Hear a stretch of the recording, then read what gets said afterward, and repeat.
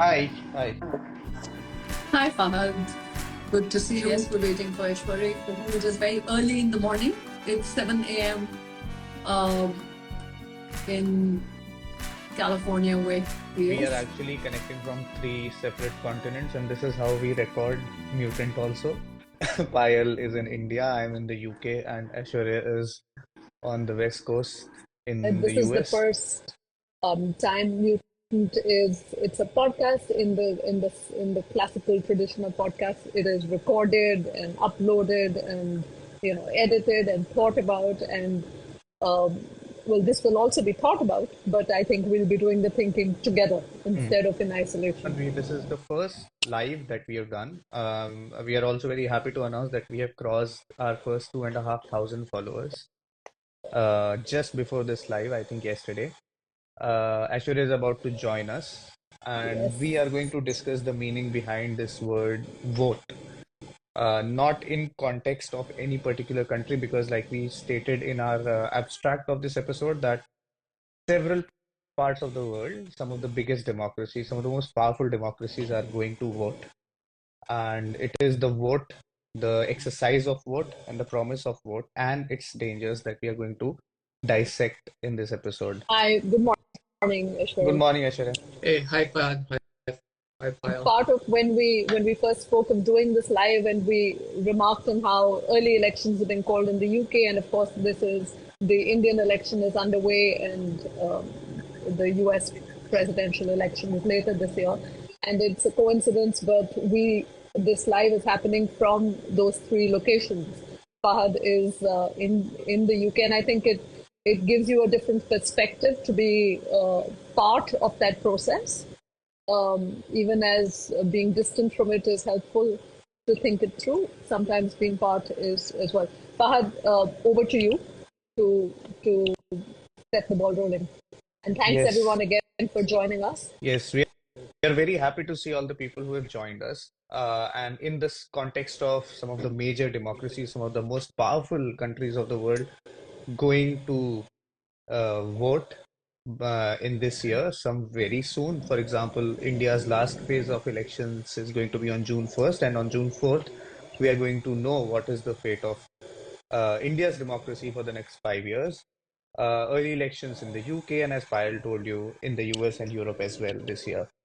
Uh, Mutant, as you know, is this podcast that you hear Payal and Aishwarya discuss some of the key terms that we use in our political vocabulary and deconstruct them. We've been putting out episodes, and we do it as a dictionary of politics where we take every letter of the English alphabet and we discuss some words around it. This is a change of format that we are doing a live, which is more contextual in time with respect to the elections being announced. And today we want to discuss the idea of vote. We take another word. We just take vote, as we have taken law, liberalism, various words in our episodes. Here we take the vote. And to begin with, I want to ask you, Payal, because you're usually the person who sets the context in all of our episodes, and you are the person who's framing these questions.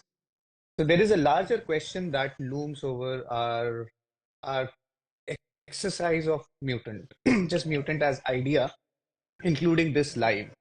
Uh, what is this need to rethink our political language, and why should we rethink it? Why do we need to go into the meaning making or meaning discovering exercise around these words that we often do? What is this need to fix a meaning, or at least to understand what that meaning is in contemporary times? Um, I can thanks God, and I can answer uh, as the generalist I am. I can answer also outside of um, a scholarly framework, because I think for me, what the reason mutant came about. Mutant was not a response to something, right? Mutant was not.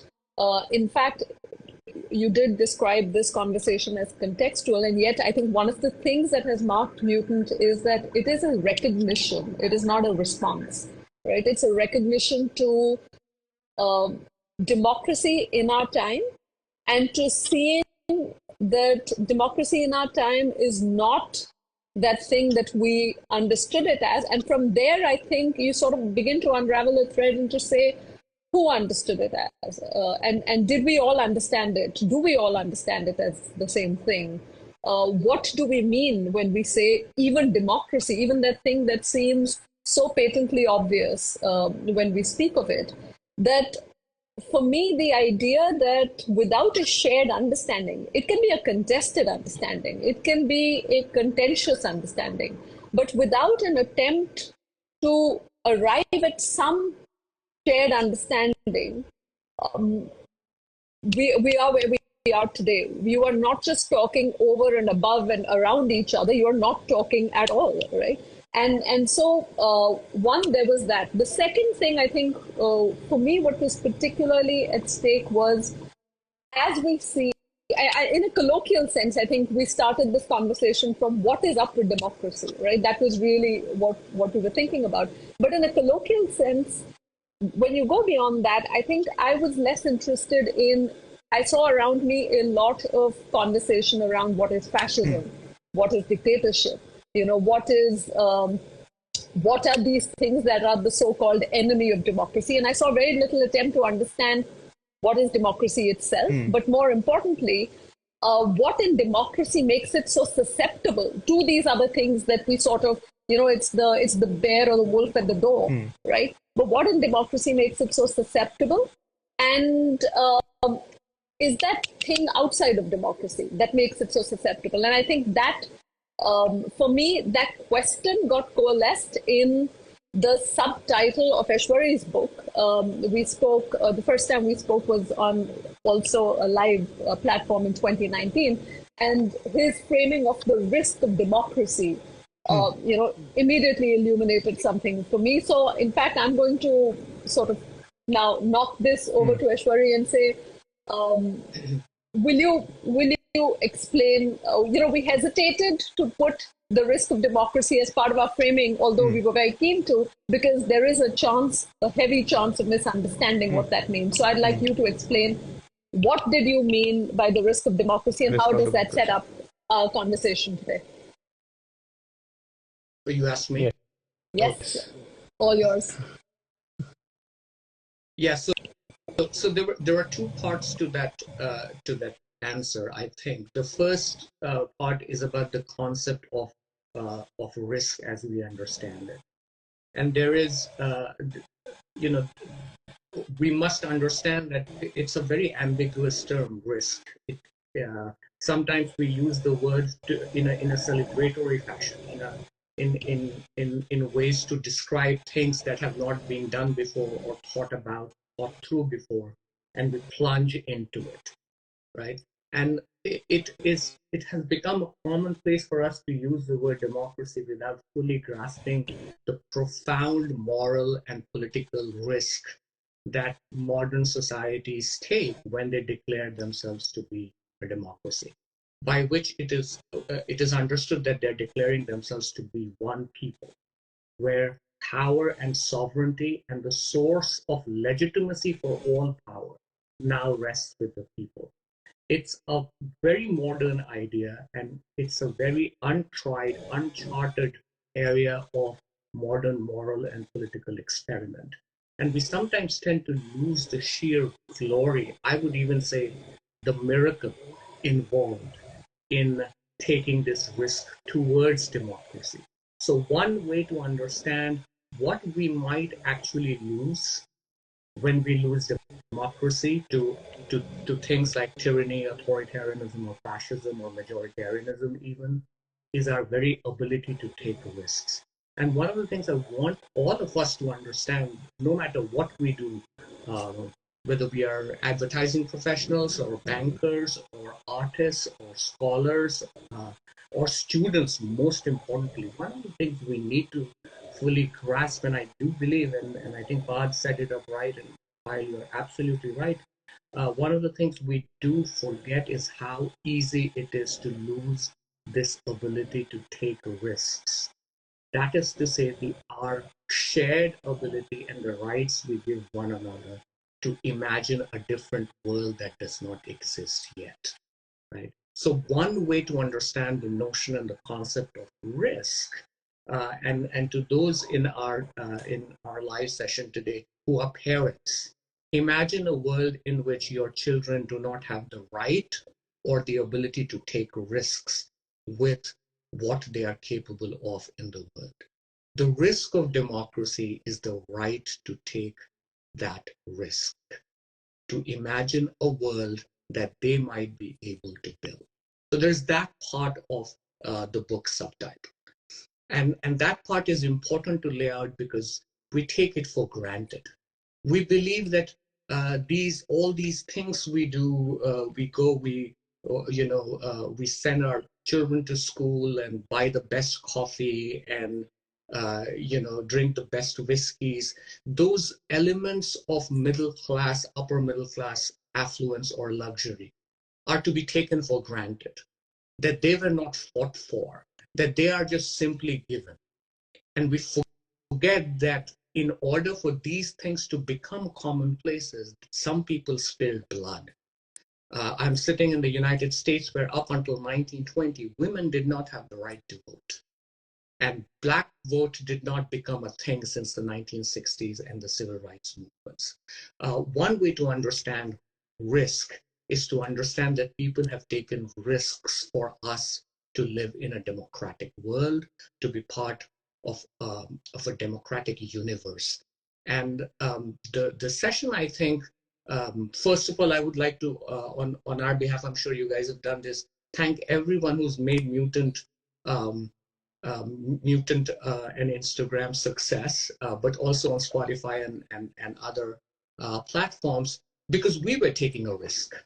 One of the things we did not know is whether there was an audience of engaged public that was really interested in, as Fahad was framing it, in the gravity of words. So Mutant itself is one example form, and I would even say in today's world, given how much academic common sense becomes part of a general language and vocabulary, thanks to social media, that Mutant was itself a risk for, on behalf of, an account of, in defense of democracy. So that's one part of the risk. The other risk is the fundamental underlying principle that is open or vulnerable to absolute corruption by power. The real risk in democracy is when majorities that should rule and that should vote in a way that reflects the larger moral values that underpin our societies start to behave, believe, and vote in a way that is simply about their absolute and total domination. And that risk is endemic and absolutely intrinsic to the moral and legal structure of what a democracy is. If the majority principle does not work, democracies don't work. But if majorities override that very principle, that act of faith involved in being democratic, democracies don't exist either. And that is why democracy is such a fragile risk, and more often than not, a very, very temporary moment of glory that we do need to preserve and think about. Everything that we do, things that we don't even pay attention to, is somehow linked to the act of faith that some people made not long ago, that we are equal. There is absolutely no ground for us to today believe that my vote is equal to Fahad's vote is equal to your vote. Right? And there is no reason to believe that this political and moral equality is permanent until we fight for it. The vote is that exemplary side of a democratic faith, which says to each and all of us, no matter where we are, which democracies we vote for, which we fight for, that we are in the end equal. So one way to understand the session's framing, at least for me when you both proposed it, was to think of the vote as this irrefutable egalitarian principle that makes us all in this session itself, from different parts of the world, wherever we all have joined from, somehow equal and therefore equally human.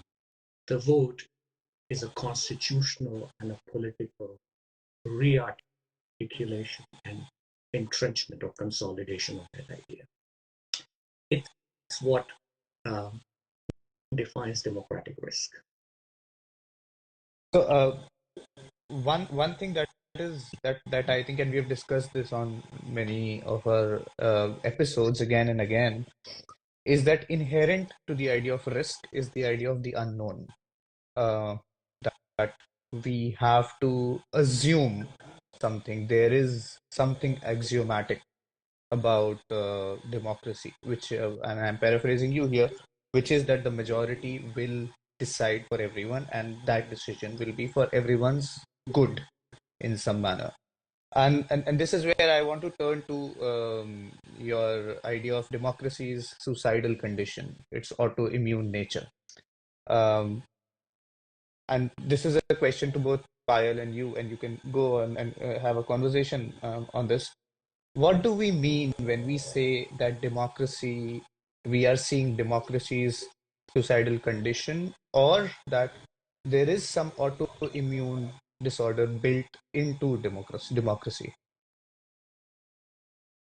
I'm not equipped to answer that, but I do want to add that I think one of the things that has over and over again as we record our episodes that has crystallized is that thing that we also say often, which is that democracy today is at war with itself, right? And I think that condition in which it is not external aggressors, it is not. It is not the war outside our borders; those too continue. But in a sense, the most fractured moments within democracies are coming from the civic war between citizens, neighbors, friends. If you're in India, I think everybody who's in India will resonate with the example of the RWA. And it is at one level, it sounds like a ridiculous example, and on another, it is emblematic. Family WhatsApp groups are emblematic of the fact that um, we are friends, neighbors, fellow citizens, the people who will call on each other in times of crisis, the person who lives next door to you, who is at war with each other. Um, without, we have got to this point without necessarily having sort of realized where we're going. We've sort of plunged headlong into it. And so the idea of democracy at war with itself is something that I think was articulated also by Aishwary when following Derrida, he spoke of democracy's autoimmune condition. So over to you, Aishwary, to tell us what is this condition? Yeah, so one important element here, as you just pointed out, and classical theories and understandings of democracy are built on the idea of civic association, right? Democracy and especially constitutional forms of democracy in which people came together to give themselves these laws, first at the local level, that is to say at the level of town councils, before they become foundations of a broader constitutional rubric and fabric of an entire republic, are the very building blocks of our democratic experiment. So when we see these days wars, ideological wars and wars about ideas and ideals break out on social media, let us not forget that these are not corruptions of democratic will or reality.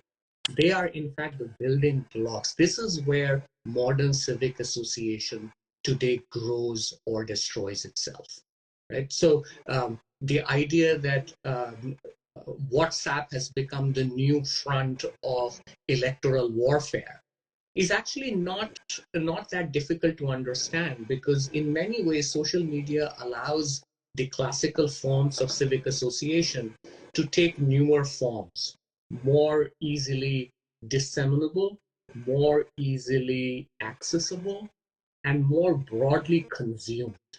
So in many ways, democracy has become in and all by itself a new frontier for our technological use. in different episodes and in different ways, we have suggested that we simply cannot understand, let alone democracy, but the very idea of the human, of who we are in our humanity, cannot be understood. Our humanity cannot be understood without fully grasping and appreciating the levels of depth to which technology has permeated and infiltrated our moral consciousness, right? So WhatsApp groups and we will remember, in fact, that the 2014 general elections in India that brought Narendra Modi to power for the first time was was was seen as a massive infrastructural innovation in electoral mobilization. And by infrastructure, we now don't simply mean bridges and cables and railroads and factories. Today, we mean the infrastructure of social media warfare, right? So, the BJP is one of the world's largest political parties. It is also one of the world's richest political parties, with one of the world's most widespread in its network IT media cells. And we realize how important it is, looking at the success that this one party has had, how important it is to understand the very nature of how human beings associate with one another. Right? There is a lesson to be learned here, which is that fascisms and authoritarian forms of governments grow not because someone from the top leads us there, but because a certain kind of tyrannical impulse, the desire to dominate, let's say a conversation, which I'm saying ironically, but it actually is built into the fabric of our civic association, right? And from there, it builds into something more monstrous and more visibly, tangibly political, right? So the suicidal condition here is not, or rather, to go back to our real question, to think of a democracy's or democracy's suicidal condition is to not think of how states commit these acts of terror that then destroy democracy. It is to begin with the suicidal element, the impulse to dominate everyone around you. That begins at the level of family and civic association. There's a reason why racism and slavery could not be today thought about without misogyny, organized misogyny that has links with Christian nationalism and white supremacy. There's a reason why colonialism, in fact, could not be understood without a hatred of women. And therefore, there is no reason for us to think of democracies today in the same way without a hatred of the poor and the minority. There is a word for that. There's a word for this organized, institutionalized hatred of the poor. We call it neoliberalism. But if you strip it of all its academic trappings, what does that word really mean? Hey, we live in a neoliberal world. What does that really mean? It really, at the bottom moral core, means we are okay to hate not poverty but the poor. We are okay, we are fully justified. It's fine to hate the minority rather than the majority that has put the minority there. And that, we don't realize, is the suicidal precondition of our democratic collapse. I just want to come in here with a question. When we say, when we framed this conversation, we also spoke very explicitly of what electoral politics can obscure about democracy. And I want to come in here with that because I think we have sort of, and I think in democracies around the world, there is a self-congratulatory air or a conviction in their own sort of, in the sanctity of democracy being upheld by the process of holding elections, right? And so I think distinguishing the event of an election from the moral universe of the vote, and how the election can possibly obscure this undercurrent of democracy is something I want to talk to you about. And Fahad, both of you. Yeah. Fahad, go ahead.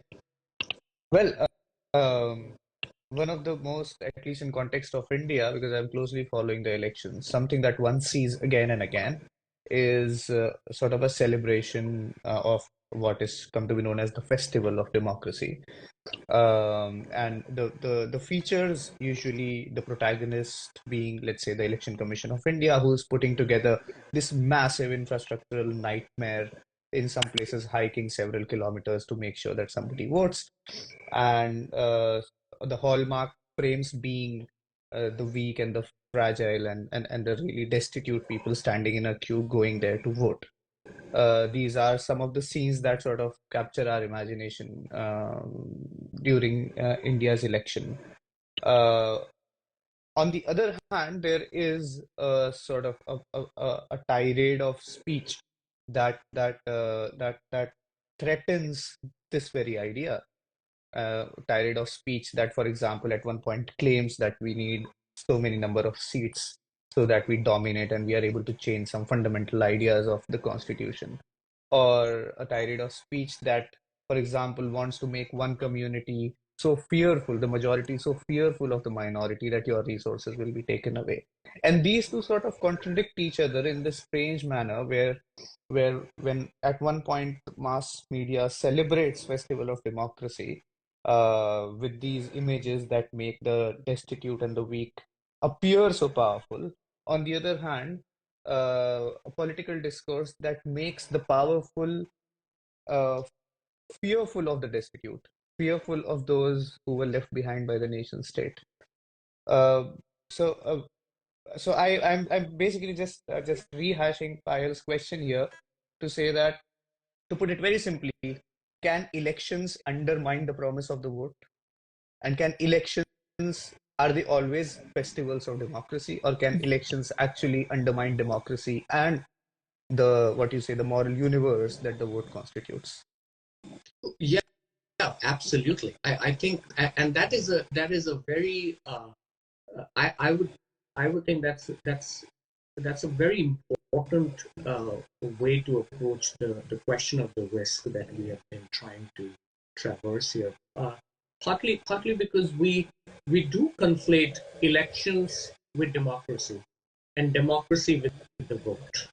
And one of the things to understand is what all of these things, while reinforcing one another, are also incommensurate at times. They are absolutely different things. In fact, the presence of one can sometimes obscure from our view the demise and the destruction of the other two. Right? Sometimes we believe, and there is a justified reason to believe so, that the massive practical triumph that a country like India achieves every time it conducts its national elections, the general elections as they're called, uh, is worth celebrating, but is also worth examining for its underlying fuel and drive that kind of compromise the act of faith that democracy is. Right? Here is one statistical example for us to think about. I think at the height of his popularity and what is called a landslide victory, Narendra Modi actually had barely just over 30% of the national vote, which means 70% of India does not vote for that party or that person. Right? That's statistically true. Right? But it is to that risky core of democracy that we owe the idea that here is a man whose popularity now matches Gandhi's. Given which is itself doubly ironic, given that Gandhi's assassin came from the folds of this political formation and political family, right? So the comparison itself is meant to obscure something, even though it is all set up in a continuum of a larger mythic democratic narrative. That India was once non-violent, and therefore non-violent societies generally become democratic. And so India became democratic. And how fitting that the man from whose political family the assassin of Gandhi came is now equally popular to Gandhi.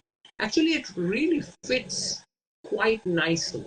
And it also tells us about our ability to buy into mythic narratives. Part of democracy and part of the soul of democracy is that in the end, democracy is about the stories we tell ourselves about ourselves, right? When Fad, you repeated that expression and brought it up, the moral universe, right? One of the stars of democracy's moral universe um, is mythic narrative. Is the and in a country that loves its epics, everything has to be larger than real life, right? But if you break it down to numbers, you realize that the vote is very different from the election. One could be elected and one could tell a story about their election, about how popular they are, but the vote is still about 30%. So there goes that split, right? Which is why we were proposing, and we proposed that the vote itself be seen as something different than the casting of the ballot. This is not to say that passing of the ballot is any less important. In fact, that is how democracies remain democracies, when people go out to vote. And India is quite exemplary in the liberal democratic world today, in that so many people still can manage to vote. In fact, in the United States, there at least one of the two major political parties has a vested interest in not letting racial minorities vote, right? So when we say democracy as a modern political or moral experiment, we also want to understand that there are some things that are quite different and exist in contradistinction in two largest democracies on the planet, right? Here is another that fascinates me endlessly, which is that if you look at one of the two major political parties in the United States, the victory of one party is based on the more reactionary, regressive, conservative, by now almost totally in control of white supremacy. The Republican Party's victory almost entirely depends on rural America, because urban America, college-educated America, university town America, coastal America broadly are, but even the middle of educated parts of middle America, almost all votes for the Democratic Party. Rural America, the votes for the more regressive Republican Party, and there is no controversy anymore to call it frankly regressive with Confederate overtones. The fascinating thing about India, and so many of us in the session are actually in India, think of this. In India, it is the urban population that votes for the more regressive politics. It is the college-educated swaths. It's the upper middle class, employed, salaried classes of this subcontinental urbanization process that actually votes for the more regressive party. So I think the risk now is that we might have overstated the case for making a causal link or drawing a connection between education and political values. That in some societies, it's the educated classes that show the maximum defiance to that act of faith that democracy involves. And I think India is such an important case because this is where that remarkable parallax is really emerging. World over, populist neo-authoritarian regimes are voted into power by often rural electorates. India is quite standalone in that it's the urban, educated, salaried, affluent classes that have totally gone electorally behind a party that actually stands not for democracy. And this is the educated electorate that loves democracy, that loves the idea of voting, that actually loves elections, right? They drive cable TV ratings around election time. That's why so much money is spent on advertising. And yet they vote for something frankly anti-democratic. They vote for regimes that will actually make young Muslim students disappear to be never found again. Muslim students in prison right now without charges or trial. And that's the disconnect here between India's genuine electoral success and its genuine disregard and disdain for the moral universe that the vote is. So these are sometimes things to separate, I believe, that get lost. Sorry, Fahad, you were going Go to. ahead, go ahead. Go ahead. No, I actually, we're given the scale of the number and most importantly, the number of people around the world who will vote in democratic elections this year. We, like many others, have called this a decisive year, right, for democracy. And I want to just unpack that and say what is decisive about it. Because on the one hand, there is this that we have also, as we do Mutant, we come back to the idea that democracy's arc is long, often violent, and its reality is often very, very different from its ideal, certainly its self-perception, right? Why then is this year of democratic elections around the world still notable or remarkable? Is there something? I think both things are true because when we, just to take a step back, we note, I think, at Mutant that there is something exemplary about this moment, right? And I'm leading you to actually explain neo-democracy, but there is something in the continuum of democracy that nonetheless marks this moment as singular, while democracy in itself is also not free of the distortions, the violence, all of it endemic to it, right? What makes this year decisive then, other than the sheer number of voting in the same sort of 12-month period? Is that what makes it decisive, or is there something more at stake?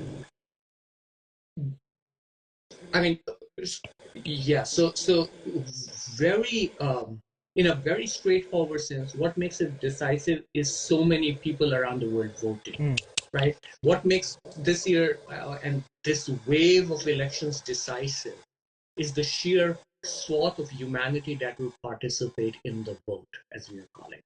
So that itself is a strange coming together of forces.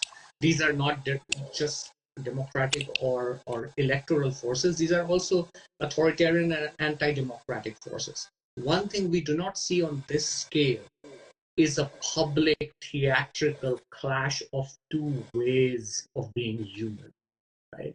Do you want today to be a white supremacist in America, or do you want to believe that human beings are equal? That's the moral argument, as I like to call it, is kind of clear.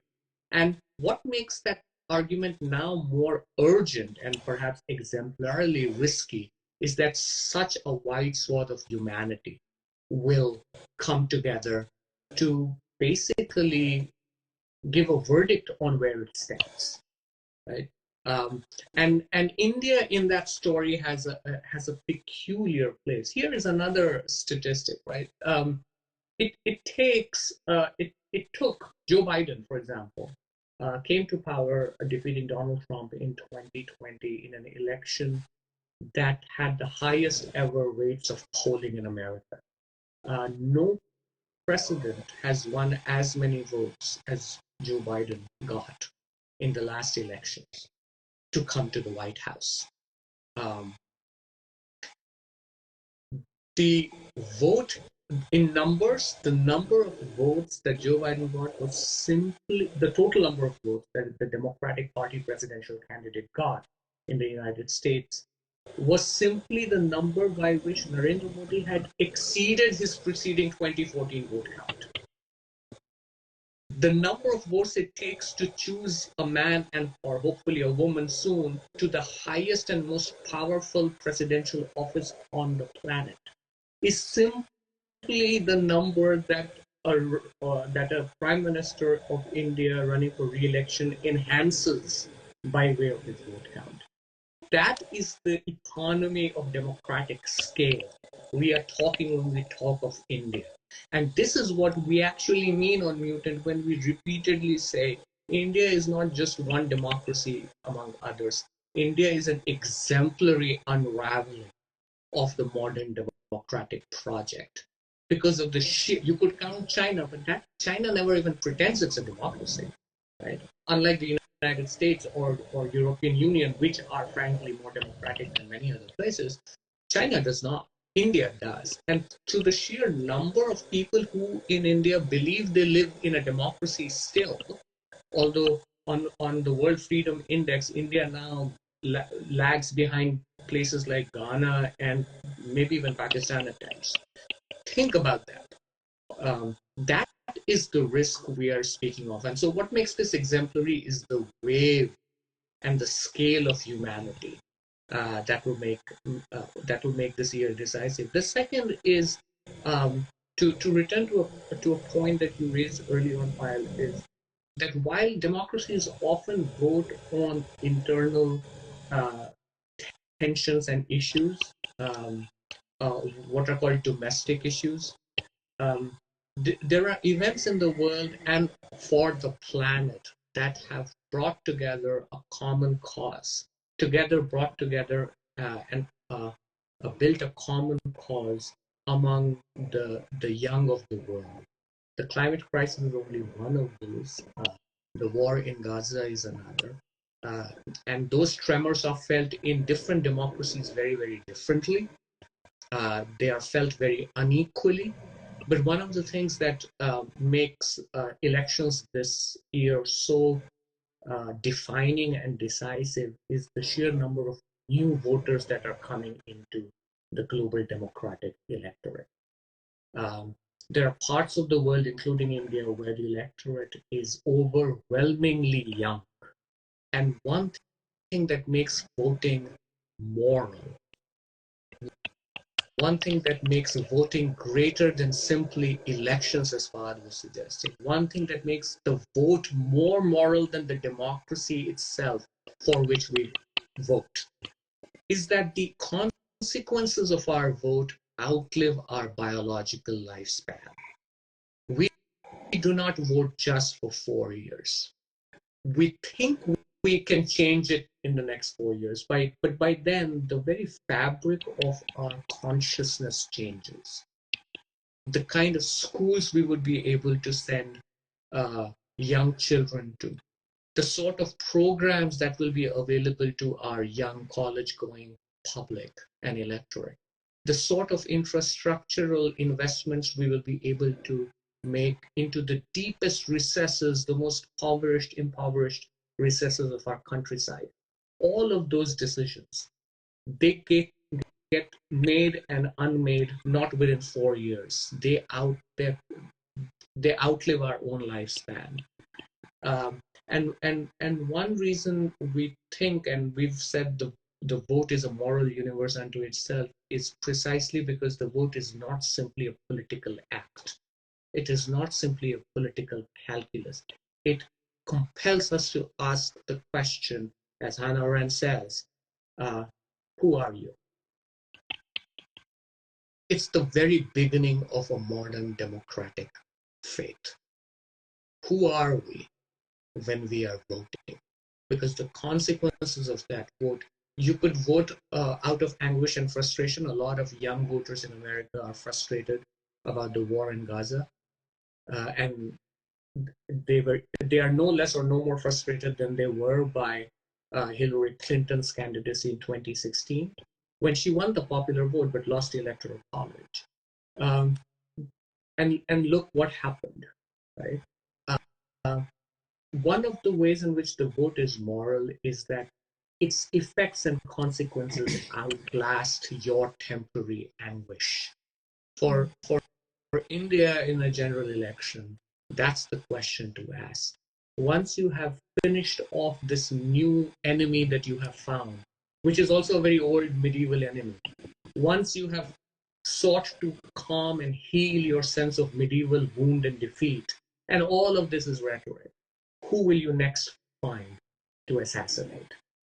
The vote is a reflection of that moral judgment, not simply a political calculus.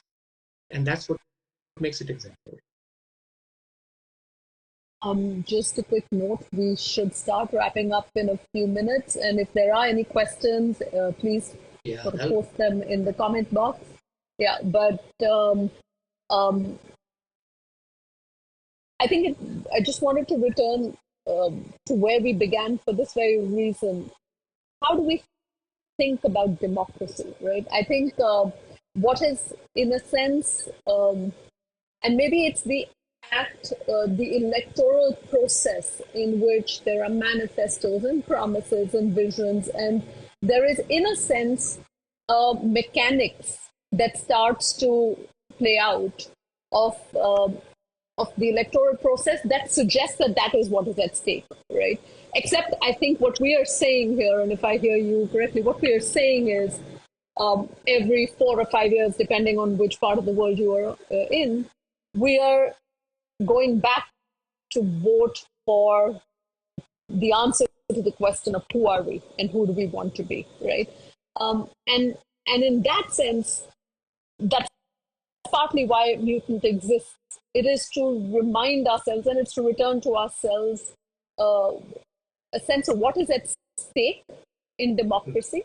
But really, how do we start to balance the fact that, of course, policies and so on, all of that matters. You know, the minutiae of living balanced with or against the tension. There's no balance to be had, but lived with the tension of that vision of who we want to be. And so far, at least, it seems to suggest that a moral vision of who we want to be takes a backseat over the self-interest of what we want done for us, right? And is there a way out of that conundrum? I mean, in many ways, democracy is an impasse of that very conundrum, right? On the one hand, there is the idea, and justifiably so, the idea that the modern democratic vote, the idea that we all have one vote, is itself untenable without understanding that we are driven by some self-interest, right? This returns us to the tension we started with. It is simply incomprehensible to understand that the vote means something, that my vote equals yours. Any, on grounds anything more profound than simply self-interest. We all vote for what we want. We all vote for what we need. And yet, there is also the moral core of the vote, that the majority votes not only for what it wants, but for what everyone wants, for what everyone will gain from. It is exactly that, an act of faith that says we are not only willing to, but we are capable of walking together, right? And I think the trouble with the idea of seeing in democracy or in the vote simply an extension of our self-interest is that the self itself is constructed out of different forces. The self is not an isolated category, right? We are not ascetics. And even that part, I mean, those of us who have seen male members of our family launch into 15-day fast, 16-day fast to purify themselves and so on, also know that there is a support, a familial, social network of people who make that possible, right? So all forms of self-interest are extensions of who we are as social and political animals, right? And I think one of the issues voting of a sense of self-injury or a sense of what we have called on Mutant, a sense of resentment, is that we lapse into a condition where nothing else now matters. It's just our own injury and sense of defeat, maybe 400 years ago, because someone who's never read a passage or a stanza from an epic now decides that there are statues underneath mosques and tombs, and then we just follow that. We just follow that myth, because in the end, that's what we do so well. We create myths with political consequences and sometimes violent consequences, right? that's the kind of self-interest that vote is not about. The vote is a certain kind of communal, or it's the undercutting of the communal premise that we are all somehow joined by this one common bond, which is the bond of the common enemy, right? Democracy is a politics, as Derrida would say, is a politics of friendship. It cannot be built. It cannot be built on a politics of mutual hostility to a common enemy. We think that is possible. We think that it will bring us closer if we all suddenly align against one enemy, but it's not democratic in that sense. And I think that's the moral core of trying to understand why the vote in the end matters more than elections, or is at least the vote is greater than the sum of its parts. Hmm. Uh, at this point, I just want to touch on one last theme before we get into two very good questions that we have from the audience, which is the hope that vote holds. For example, there have been reports from parts of India, particularly from this district, North Indian district, Sambhal, where allegedly the police assaulted a polling booth which was in a Muslim majority area. And several ground reports showed us that those people who were beaten with police batons went back home, and as soon as the police left, came back to vote. Their Aadhaar cards were taken away, but they went back home. They took another ID, probably PAN card or something, came back and they voted. And talking to journalists, they said that, they can beat me as much as I want, but I'm going to come back and vote. And here I go back to, our conversation about institutions being held up by the people who are failed by those institutions the most. The people who sit, the women of Shaheen Bagh who sit in cold winters of Delhi are the women, Muslim women, who are left behind by the nation state of India the most.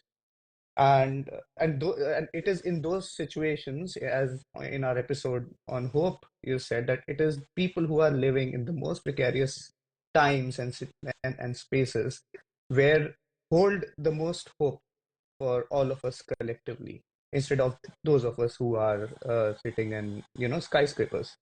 What is this hope that when that person who's beaten comes back and then goes back again to cast a vote in an election which is overwhelmingly majoritarian?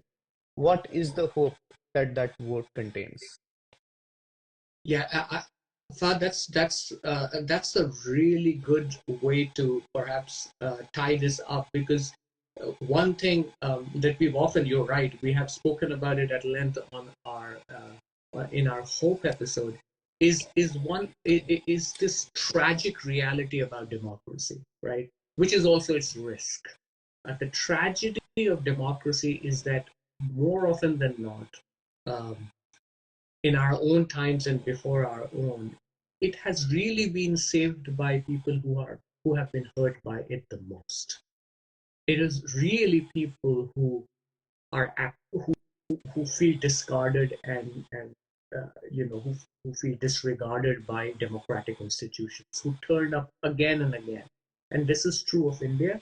This is true of the United States too. This is true of many parts of the world where the harder you beat down the electorate, the voter, the more ferociously, fiercely, and fearlessly they come back to vote, right? And in many ways, democracy's hope is based on this immovability, on this moral resiliency of a grounding faith that in the end, it is not who rules us that matters.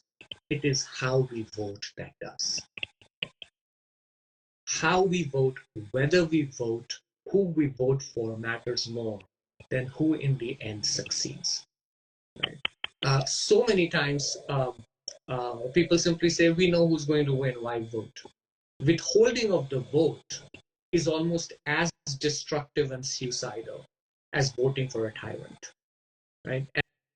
and a lot of energy is spent on this kind of moral acrobatics, trying to justify why we don't vote, why we don't have the time to vote, why we don't vote because we don't get paid leave, and polling stations are removed, and so on. And yet you realize that it is the most vulnerable parts of humanity worldwide that will often simply to make its presence and its appearance felt, to make its resilient promise framed, reframed, and re-expressed every single election.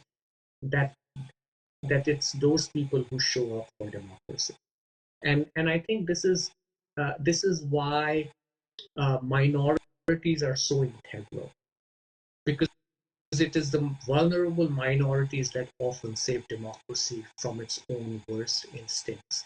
Here is one thing that I want perhaps us to think about as we end. The tragedy of democracy, which is also its irony, is that the majority upon whom and upon whose responsibility it legally rests, it constitutionally rests, is most willing to discard and give it away most easily. What keeps us democratic today is not the majority, but the minority. So, as you were saying, the common refrain and complaint and resentment, look at the minorities, they always are asking for something. Look at the poor, they are always asking for, 5 pounds of wheat, right? We tarnish every such um, desire and need for basic goods to survive as something that might have corrupted their ability to vote and think. We don't see how many ways urban India or urban United States or rural America is corrupted by those same things. But it is the poor that we save our greatest scorn for. And by poor, I mean the poor among the minority are the worst treated in that way, right? It's even within Muslims, it's not the affluent cultural capital owning Muslims. It will be the small town Muslim voter, the rural Uttar Pradesh Dalit voter, the woman in Telangana. Like, those are the people who go out again and again to vote. And they are the people for whom democracies retain and save the maximum score. And there is a reason for that, because the majority in the end might not care. The majority that gets everything, that benefits the most from democracy and democratic institutions, is the part of the electorate that is willing to throw it away most carelessly and casually. And that is why the vote is an expression of a moral immovability. I will return. You beat me down, and you're right, the women of Shaheen Bagh, right, in the heart of the capital of the world's largest democracy. And there they were night after night in that winter of 2019, 2020, simply in a sit-in, in an endless sit-in against a state that would not budge. The same is true, of course, of the farmers' protest and so on. So I think in many ways the vote is an assemblage of these moral affirmations and resiliencies. It is larger than simply the election.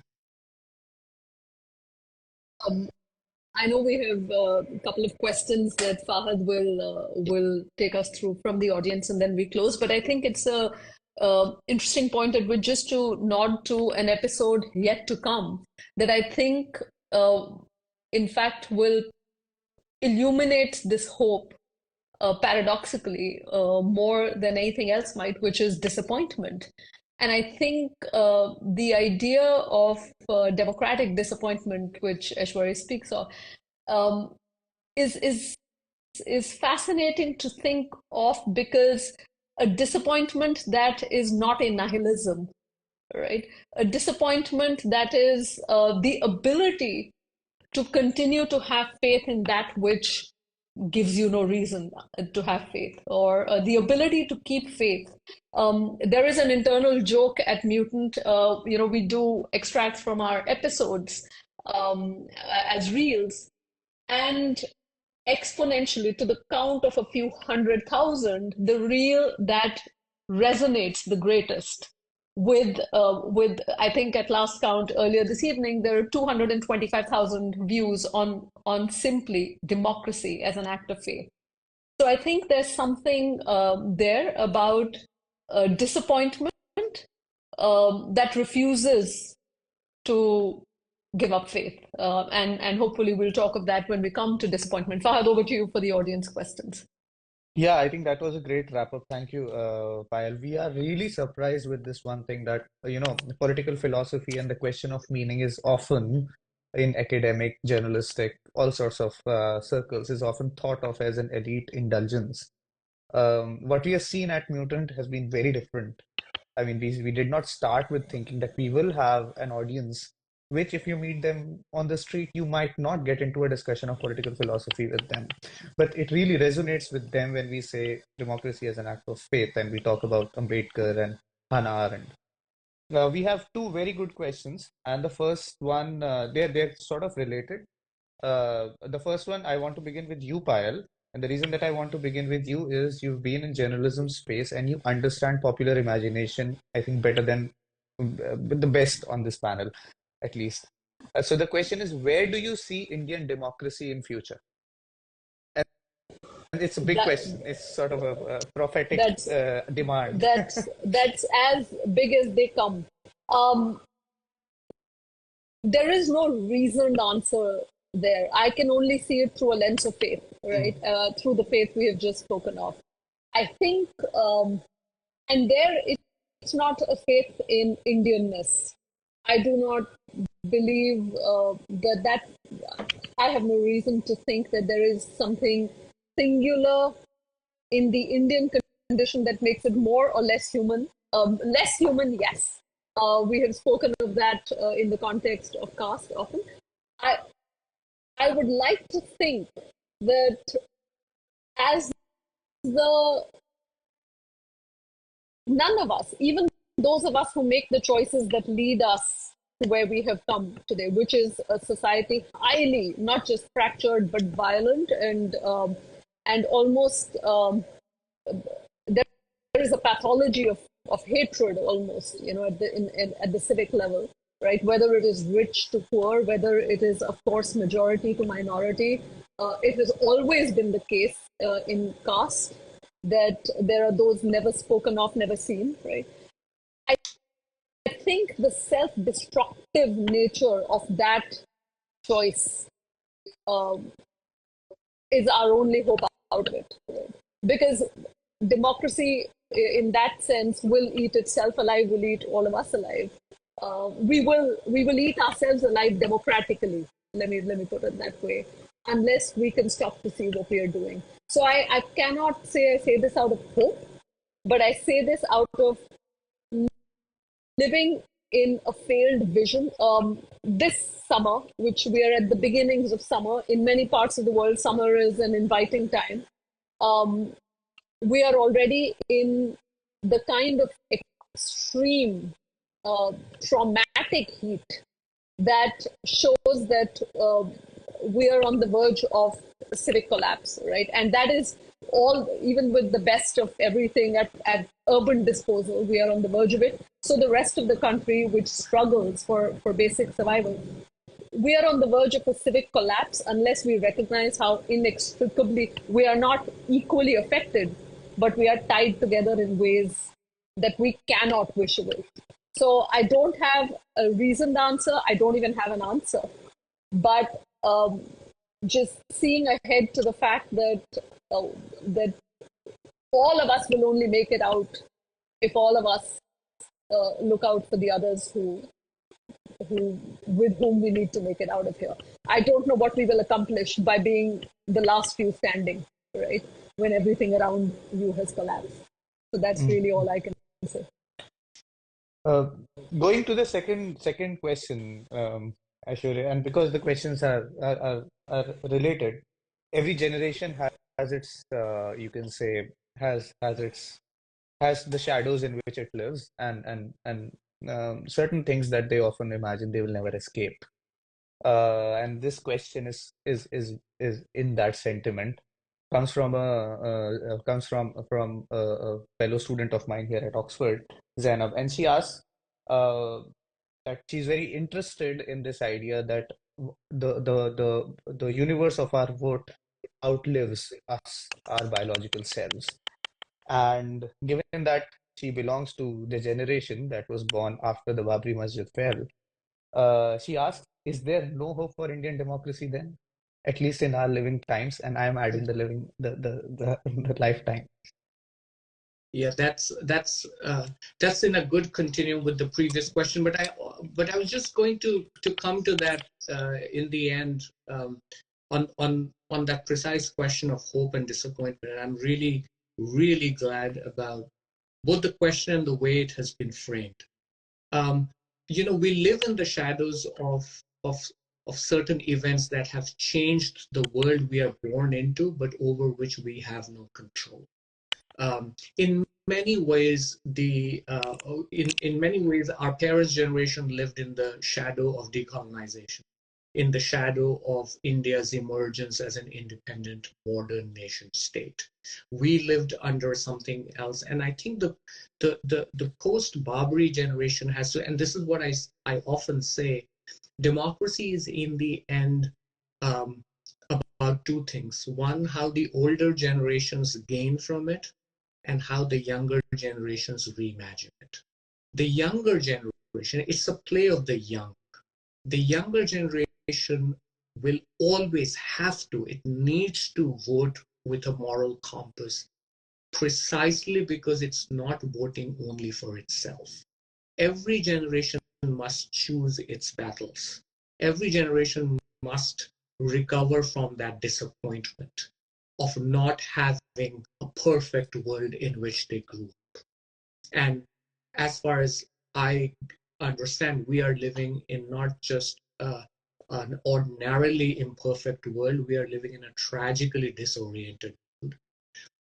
But the hope of this world is, as I was saying, that younger people are becoming a very vital part of a global electorate that sees the world differently. That, here is one example. It would be unthinkable just about a decade ago forget the sitting president of the United States, a head of state of any leading economy on the planet, to actually say trickle down economics does not work. That wealth simply does not flow from the top to the bottom. It has all the trappings of disparity that makes our world unbearably unequal, right? And yet here we are, thanks to this young electorate, which is pushing the American presidency to the left. Not perfectly, because no presidency is perfect. No leadership is going to be ever perfect, which will bring me to my final point. But the part of the story that should give us hope is that the young alone can make a difference, because the young alone can see the future in the way the old simply cannot. This is not to repeat the cliche about how the world belongs to the young. The world belongs to the young only insofar as they're willing to make it, only insofar as they're willing to imagine this world. I often say, and I write about Babri as the beginning of the unmaking of India. Babri is this unsaid, untold story of absolute destruction, not of a mosque, but of a moral universe. It is India's own silent and now barely silent 30 years war. It is not simply, as some would like us to believe, including the 1990s liberals, that the demolition of Babri was simply a paramilitary crime. It was not. It was an annihilative injury on what kept our faith alive. And it is on the responsibility, I don't say shoulders, I would say it is on the political and moral responsibility of that post-Babri generation, of of the young who were born right in its shadows to have not even seen not just the violence of the destruction, but the non-violence that settled in after that, the pacifism, the celebrations, the smugness, that it was just a mosque. We are a non-violent country, right? It is on the young to ask those difficult questions because the old will not make it easy on you.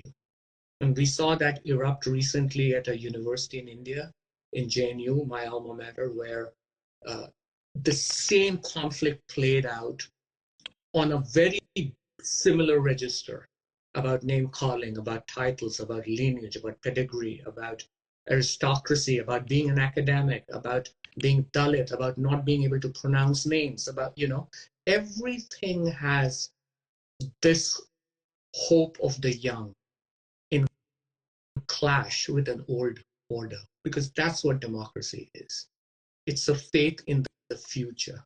It's a risk of imagining a world different, as Zanab was saying. It's a world that we can imagine differently from the one we were born into. The part that I want us to remember, I think, as we close down, is that this hope, this risk, this ability to risk a different future is not actually incompatible. In fact, it's constitutive of a certain kind of disappointment. Because in the end, democracy is not perfect. It is our tryst with disappointment again and again, which is why we are able to ask one another again and again, who are we and who are you? I think I just want to, something you said triggered for me, just in addition to the last answer. We've often, Judith Shklar is one of the thinkers we return to over and over at Mutant. And on that note, Fahad, I would like to say that I hope, the faith is that India will discover its line. We don't always have to know where the line is, but it is important that there be a line. So for me, the future of Indian democracy is a hope that we will discover the line that we will not cross, that we are not prepared to cross.